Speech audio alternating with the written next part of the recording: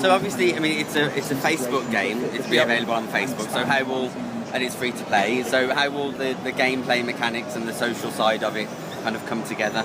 Well, I mean, this is the thing is, I don't know if this is if this would be considered true by a lot of people, but to me, like, the ultimate social game is Dungeons and Dragons, right? It's 5 guys round a table being a bit geeky and rolling dice, and that is the original kind of social game. It's truly meaningful collaborative experience. So taking that and putting that on Facebook felt like a logical thing to do, to take an RPG, take that amazing history of these kind of games and make that work in that context.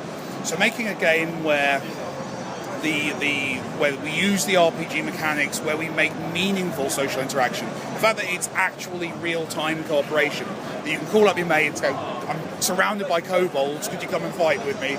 And they can jump into your game and start fighting on your side. That's where it differs to me, and that's where it becomes more than so-and-so needs a chicken, and becomes actual kind of interaction. And Facebook is the best place to do it, because your friends are already there.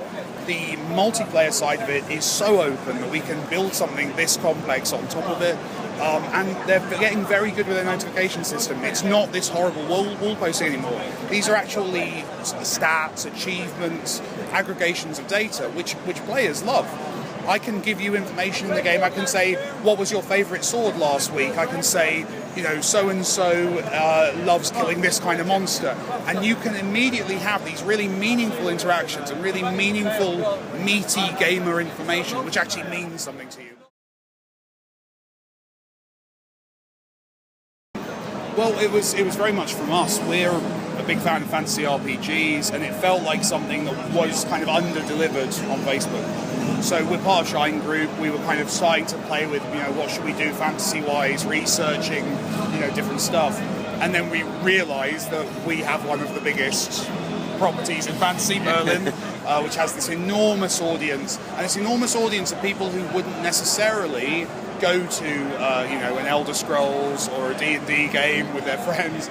So it felt like, actually, that's a whole new audience that we can create a different kind of RPG for, and that felt very exciting. It was very interesting. It felt like this one was an opportunity to do it, primarily because we are one big company. We're part of Shine Group, who make Merlin, so it wasn't technically a licensed game. It was just kind of working on something that we already made, just in a different room. And it felt like it was a world that we could build on. And for me, the big one was the specific fact. I'm distracted because my voice is playing on this TV.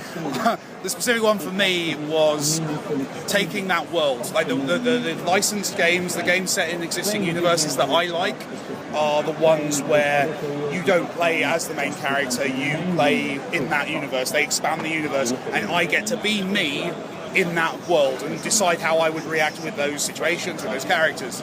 So that was what we wanted to do with this, was you don't play as Merlin or Arthur, you play as whoever you want to play as. If you want to go in and be a heroic wizard, you can be. If you want to be a knight who hates magic, you can do that as well, and it should hopefully allow players to find their role within that universe.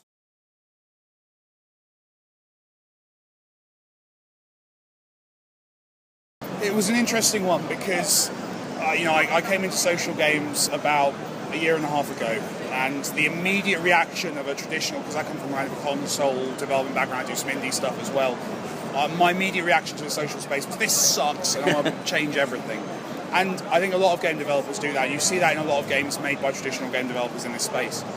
And I think the problem with that perspective is that some of these things do work, and some of them actually serve players. So things like waiting for 3 hours, to a very large proportion of the audience, they like that because it allows them to segment out their experiences. They can play for 10 minutes on their lunch break. To the players who play Facebook games, that's the logical model. If I go home, I want to spend 2 hours in front of my Xbox, obviously. But honestly, if I'm playing a game on Facebook for a browser, those kind of little session games work well for me. So for me, it was about finding a balance. It was about finding a way of making that quarter of an hour epic and awesome and feel good, and allowing the player to decide how long their sessions were, when they played, these kind of things. So hopefully we found a happy medium. I think with anything you have to be aware of the platform you're on, and Facebook is a platform, and working out what the players expect, working out how to create an experience which serves them first and foremost.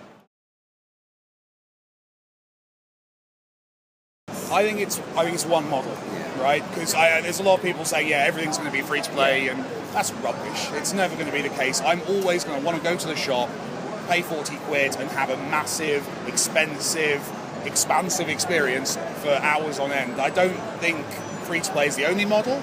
What I think we're seeing, though, is a new model entering, and that will grow and grow. There's a lot of benefits to the free-to-play. The level of engagement you need up front is very minimal. That's the great thing about it, is for a hardcore game, most of the games here, if I want to play an Assassin's Creed, Call of Duty, and I do, I need to spend 40 quid right up front before ever knowing if I like that experience. I might play a demo, but I have to pay that money. With free-to-play, for a player who's not willing to make that investment right away, they can jump in, start the game, see if they like it, and then months down the line go, you know what, I'm enjoying this game. It would be nice to help out with the developer's rent. I'll buy a sword. I'll buy a sword, that will make my game awesome for a week. It's that kind of thing that works for us. That's the stuff it feels interesting. But I don't think it's the only model, but I think it's a very, very exciting new model. It's made by a production company, and then yes, it's shown on BBC here, and obviously it's a big flagship thing for BBC. But they've been really cool. No problems at all. And in terms of internationally, obviously Merlin, I think someone told me, and I didn't believe it, I actually had to go and double check. It's on in 100 countries. 100 countries. Yeah, man, and it's big. I mean, it's on the Sci-Fi Channel in the US. It's all over the place. The press release I read the other day says that the game is due to come out in time with when the new series starts. So have we got a date for that yet? The new series starts, I believe it's October 6th. Okay. We're going to be around that date with our opening up our beta. We're currently in a closed beta. We've got about 2,000 players jumping around in it, having a good time, and getting amazing feedback, which is great. And obviously we can then edit the game and tweak based on that, which is fantastic. Keeps me busy. And then we'll be opening up that beta around the release of the show. Okay.